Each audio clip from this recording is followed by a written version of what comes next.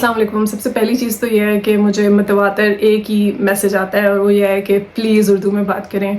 میری پوری کوشش ہوتی ہے کہ میں اردو میں بات کروں. اس کی وجہ یہ ہے کہ آئی نو کہ انگلش میں تو اتنی ویڈیوز ہیں اور اتنا کانٹینٹ ہے کہ جس کو انگلش آتی ہے وہ سمجھ سکتا ہے، لیکن ہماری میجورٹی لوگ کو اس طرح سے انگلش سمجھنے میں مشکل ہوتی ہے.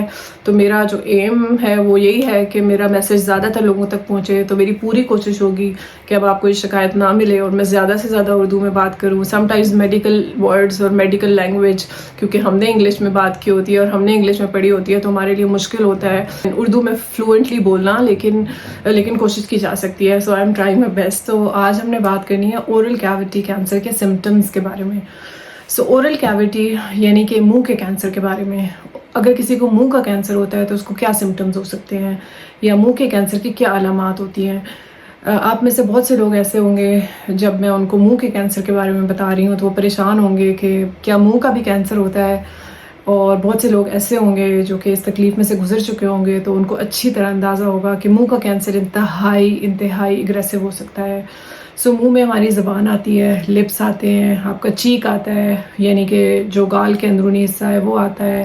اس کے علاوہ تھروٹ آتا ہے یعنی کہ گلے والا حصہ آتا ہے، اور فلور آف ماؤتھ آتا ہے یعنی کہ زبان کے نیچے والا حصہ. تو یہ تمام ایریاز جو ہیں یہ منہ کے اس میں شامل ہوتے ہیں. تو اس کے علاوہ الویولس یعنی کہ جو آپ کے گمز ہوتے ہیں ان کے اندر بھی کینسر ہو سکتا ہے. سو ان شارٹ منہ کے کینسر میں آپ کی زبان کا کینسر، گال کے اندر کی جگہ کا کینسر، لپس کا کینسر، گلے کا کینسر، اس کے علاوہ زبان کے نیچے والے حصے کا کینسر اور مسوڑوں کا کینسر. سو یہ تمام جگہ منہ کے کینسر میں شامل ہوتی ہیں. سو ہمارے ملک میں منہ کا کینسر مردوں میں سب سے زیادہ کامن کینسر ہے. باقی ممالک میں مردوں میں جو سب سے زیادہ کامن کینسرز ہیں ان میں پروسٹیٹ کینسر ہے یا پھر لنگ کینسر ہے. لیکن ہمارے ملک میں انفارچونیٹلی لپ اور اورل کیویٹی یعنی کہ ہونٹوں اور منہ کا کینسر سب سے زیادہ کامن ہے. سو منہ کا کینسر کی جو بڑھتی ہوئی وجہ ہے، کیوں بڑھ رہا ہے منہ کا کینسر، اس کی جو میجر اور بہت ضروری وجہ وہ یہ ہے کہ آپ ہمارے ملک میں جو پان، چھالیا، نسوار، گٹکا، یہ جو بیٹل نٹ چیوئنگ ہے، یہ ساری چیزوں کا یوز بہت زیادہ ہے. سو یہ لوگ استعمال کرتے ہیں اور پراؤڈلی استعمال کرتے ہیں اور انفارچونیٹلی ان چیزوں کے استعمال کے بہت زیادہ نقصانات ہیں. سو اس کے علاوہ اسموکنگ منہ کے کینسر کا سبب بنتی ہے. اس کے علاوہ کچھ ڈائٹری ڈیفیشنسیز منہ کے کینسر کا سبب بنتی ہے یعنی کہ اگر آپ کی خوراک میں تمام ضروریات، جو ضروری منرلز اور وائٹامنز اور جو آپ کو نیوٹرینٹس چاہیے اگر وہ موجود نہیں ہیں تو بھی آپ کو یہ کینسر ہو سکتا ہے. اس کے علاوہ اگر آپ جس طرح ہمارا لائف سٹائل چینج ہو گیا اور ہماری ڈائٹ میں بہت زیادہ ہی پرزرویٹیوز اور کیمیکلز کا استعمال ہے تو یہ جو کیمیکلز جو ہم ڈائٹ میں لیتے ہیں یہ بھی ایک بہت ضروری وجہ بنتے جا رہے ہیں ہمارے منہ کے کینسر کے نمبرز انکریز کرنے میں. سو یہ جو چیزیں میں نے آپ کو گنوائیں، جو ہم ڈفرینٹ طرح کی ایڈکشنز ہمارے ملک میں کامن ہیں، اسموکنگ ہے، کیمیکلز کا یوز ہے، مال نیوٹریشن ہے یا نیوٹریشن ڈیفیشنسی ہے، کازز منہ کے کینسر کا سبب بنتے ہیں. سو منہ کے کینسر کی کیا علامات ہوتی ہیں؟ سب سے پہلے تو آپ کو زبان پہ یا کوئی زخم محسوس ہوگا، اور ایسا زخم جو کہ آپ کو ٹیوبز لگانے سے یا پھر ڈاکٹر کو دکھانے کے باوجود ٹھیک نہیں ہو رہا تو اس کی باپسی ہونی چاہیے. اگر آپ کی زبان یا منہ کے کسی بھی حصے میں کوئی زخم ہے جو کہ 2 ویک سے زیادہ ہے یعنی کہ 2 ہفتے گزر گئے ہیں اور وہ ٹھیک نہیں ہوا تو اس کی باپسی ہونی چاہیے. اس کے بعد دوسری امپورٹنٹ چیز یہ کہ اگر آپ کو زخم میں درد بھی ہے تو وہ بھی جس طرح ہم باقی جگہوں پہ کہتے ہیں کہ درد نہیں ہوتا، لیکن جو منہ کے اندر کوئی بھی زخم ہوتا ہے اور وہ کینسر سے ریلیٹڈ ہوتا ہے تو وہ درد بھی کر سکتا ہے، اس میں سے بلیڈنگ بھی ہو سکتی ہے. وہ آپ کے کھانے کی جو آپ کے کھانے اور چبانے کو افیکٹ کر سکتا ہے، آپ کے ٹیسٹ کو افیکٹ کر سکتا ہے. تو منہ کے کینسر میں زخم کا ہونا کسی بھی جگہ پہ ایک پہلی علامت ہو سکتی ہے. دوسری چیز یہ کہ ہمارے پاس جو زیادہ تر مریض آتے ہیں وہ کسی ڈینٹل پروسیجر کے بعد آتے ہیں، یعنی کہ وہ کہتے ہیں کہ ہم نے دانتوں والے ڈاکٹر کے پاس گئے تھے، ہم نے دانت نکلوایا، وہ زخم کبھی نہیں ہیل ہوا اور اس کے بعد یہ کینسر بن گیا. سو یہ ایک بہت بہت کامن ہسٹری ہے. میجورٹی پیشنٹس یہی جو ہے وہ ہسٹری بتا رہے ہوتے ہیں، یہی علامات یہی بتا رہے ہوتے ہیں کہ ہم دانت کے ڈاکٹر کے پاس گئے تھے.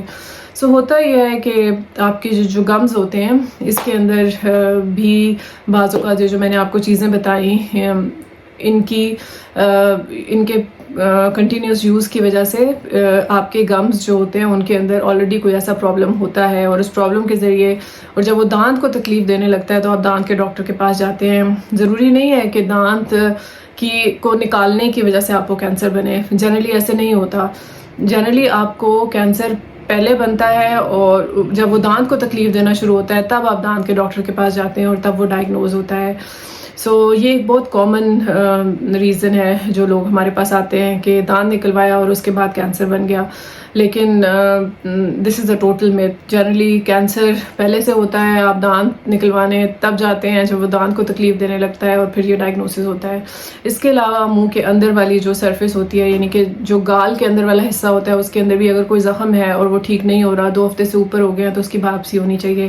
اس طرح زبان اس طرح جو ہے لپس کے باہر کی جگہ پہ یا اندر کی جگہ پہ اگر کوئی زخم بنتا ہے یا چھالا سا بنتا ہے اور وہ 2 ہفتے ہو گئے ہیں، آپ نے ٹیوبز وغیرہ لگائی ہیں تو وہ ٹھیک نہیں ہوا، تو اس کی بھی باپسی ہونی چاہیے. جنرلی جو بینائن چیزیں ہوتی ہیں یا پھر ایسی چیزیں جو خطرناک نہیں ہوتی ان کو 2 ہفتے کے اندر ٹھیک ہو جانا چاہیے. اگر 2 ہفتے سے اوپر آپ کے منہ کے اندر کوئی بھی چیز ہے اور وہ آپ کو تکلیف دے رہی ہے یا تکلیف نہیں بھی دے رہی اور آپ کے نوٹس میں آ گئی ہے اور آپ اس کو مانیٹر کر رہے ہیں، تو پھر اس کی باپسی ضرور ہونی چاہیے. سو منہ کے کینسر کی ہم تشخیص کیسے کرتے ہیں؟ تو سب سے پہلا سٹیپ جو اس کے ڈائگنوسس میں ہوتا ہے وہ یہ ہوتا ہے کہ آپ دانت والے ڈاکٹر یا منہ والے ڈاکٹر کو ENT اسپیشلسٹ کو دکھاتے ہیں اور وہ آپ کا انٹرنل ایگزامینیشن کرتا ہے منہ کا. ایک اور چیز ضروری آپ کو پتہ ہونی چاہیے کہ منہ کے کینسر میں گردن میں گلٹیاں بننا بہت کامن ہے. یعنی کہ ایسے پیشنٹس بھی ہوتے ہیں جن کے منہ کے اندر ان کو کچھ محسوس نہیں ہوتا اور وہ ہمارے پاس اس لیے آتے ہیں کیونکہ ان کو گردن میں گلٹی محسوس ہوتی ہے. سو کچھ ایسے کینسرز بھی ہوتے ہیں جن کا سائز اتنا چھوٹا ہوتا ہے کہ وہ آپ کو نہ پتہ چلتے ہیں، نہ آپ کو فیل ہوتے ہیں، نہ آپ کو کوئی ٹربل دیتے ہیں، نہ آپ کو کوئی تکلیف دیتے ہیں، لیکن وہ اتنے اگریسو ہوتے ہیں کہ وہ گردن تک پہنچ جاتے ہیں اور گردن میں گلٹیاں بنا دیتے ہیں. سو ریسنٹلی بھی ہمارے پاس ایک پیشنٹ آئے جن کی گردن میں گلٹی تھی، وہ نکالی گئی تو پتہ چلا کینسر ہے، اور پھر ہم نے منہ کا معائنہ کیا تو پتہ چلا کہ ایک چھوٹا سا زخم ہے جو کہ پیچھے کہیں جا کر ہے اور ان کو کوئی تکلیف نہیں دیتا. تو ایسے حالات بھی ہو سکتے ہیں کہ آپ کو منہ کے اندر کچھ محسوس نہ ہو لیکن گردن کے اندر کوئی گلٹی ہے اور وہ بڑھتی جا رہی ہے، تو اس کی تشخیص لازمی ہے. گردن میں نارملی جو گلا خراب ہونے کی وجہ سے گلٹیاں ہوتی ہیں وہ بہت سافٹ نرم سی ہوتی ہیں اور وہ بنتی ہیں گلا خراب ہونے کے ساتھ اور پھر ختم ہو جاتی ہے اینٹی بایوٹک کا کورس کرنے کے ساتھ، یا جب آپ کا وائرل انفیکشن ٹھیک ہوتا ہے تو وہ ختم ہو جاتی ہیں. لیکن ایسی گلٹیاں جو کہ رہ جائیں، جو کہ ذرا سخت ہوں یا سخت نہ بھی ہوں، تو اگر ان کا سائز بڑھ رہا ہے تو وہ گلٹیاں کینسر کی علامت ہو سکتی ہیں، انسپائٹ آف دا فیکٹ کہ اگر آپ کو منہ یا گلے یا زبان میں کچھ محسوس نہیں ہو رہا. تو یہ میجر سمٹمز ہیں منہ کے. ہمارے پاس جو پیشنٹس منہ کے کینسر کے ساتھ آتے ہیں انفارچونیٹلی وہ اتنی ایڈوانس سٹیج پہ ہوتے ہیں، وہ اتنے بڑے منہ کے اندر ٹیومرز بن چکے ہوتے ہیں کہ جب وہ ہمارے تک پہنچتے ہیں تو majority patients, I would say 90% of the patients E4 میں میجورٹی پیشنٹس ہوتے ہیں. سو اسی وجہ سے کیونکہ وہ ہمارے پاس اتنے لیٹ آتے ہیں تو ہمارا جو علاج ہے وہ اس طرح سے کامیاب نہیں ہوتا.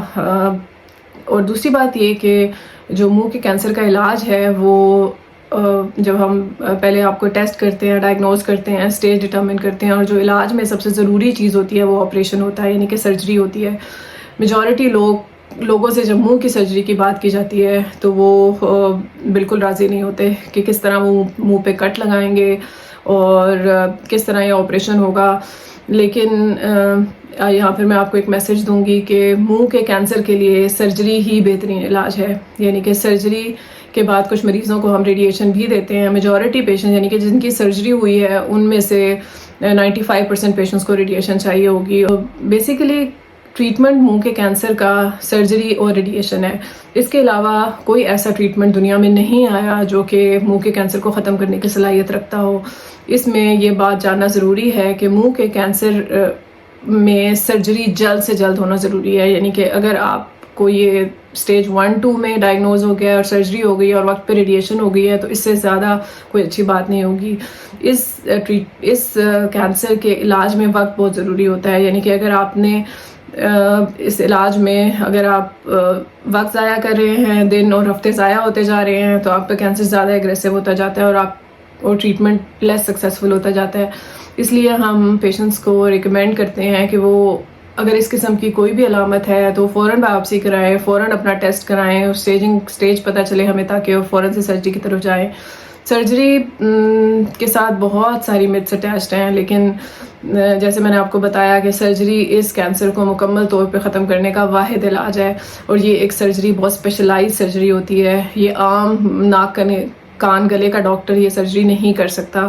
یہ سرجری یا تو اسپیشلائز میکسلوفیشیلسٹ سرجن یعنی کہ منہ اور فیس کے ڈاکٹر جو اسپیشلسٹ ہوتے ہیں اس چیز میں وہ کرتے ہیں، یا پھر ENT اسپیشلسٹ پلاسٹک سرجن کے ساتھ مل کے کرتے ہیں، تاکہ جو چیز ریموو کی جا رہی ہے اس کو اچھے طریقے سے دوبارہ سے ریکنسٹرکٹ بھی کیا جائے، تاکہ منہ کے اوپر کوئی ڈیفیکٹ نظر نہ آئے، آپ کی سوولنگ افیکٹ نہ ہو، آپ کو نگلنے میں کوئی پرابلم نہ ہو، کھانے میں کوئی پرابلم نہ ہو.